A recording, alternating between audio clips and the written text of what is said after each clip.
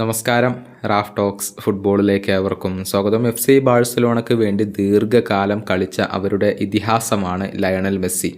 നമുക്കറിയാം FC ബാഴ്സലോണയുടെ ചരിത്രത്തിൽ ഏറ്റവും കൂടുതൽ ഗോളുകൾ നേടിയ താരം അത് മെസ്സിയാണ്. ബാഴ്സയുടെ 125ാം ആനിവേഴ്സറി സെലിബ്രേഷൻ ഇപ്പോൾ ബാഴ്സലോണയിൽ വെച്ചുകൊണ്ട് നടക്കുന്നുണ്ട്. ഈ ചടങ്ങിലേക്ക് മെസ്സിയെ ക്ഷണിച്ചിരുന്നുവെങ്കിലും അദ്ദേഹത്തിന് വരാൻ സാധിക്കില്ല എന്നുള്ള കാര്യം നേരത്തെ തന്നെ അറിയിച്ചിരുന്നു.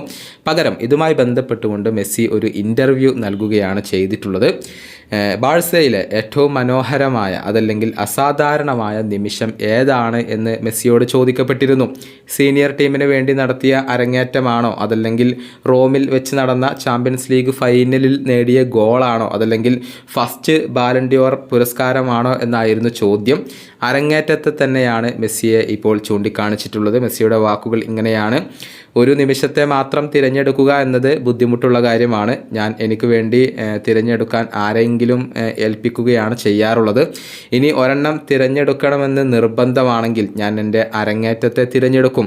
കാരണം ഒരുപാട് ത്യാഗങ്ങൾ സഹിച്ചുകൊണ്ടാണ് ഞാൻ അവിടെ വരെ എത്തിയിട്ടുള്ളത്.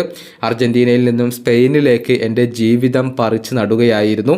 ആ അരങ്ങേറ്റമാണ് എല്ലാം മാറ്റിമറിച്ചത്. അതാണ് ഏറ്റവും പ്രധാനപ്പെട്ട കാര്യം. ഇതാണ് മെസ്സി ഇപ്പോൾ ഇതേക്കുറിച്ച് പറഞ്ഞിട്ടുള്ളത്. ഫുട്ബോൾ ചരിത്രത്തിലെ തന്നെ എക്കാലത്തെയും മികച്ച താരങ്ങളിൽ ഒരാളായിക്കൊണ്ടാണ് മെസ്സി ഇപ്പോൾ പരിഗണിക്കപ്പെടുന്നത്.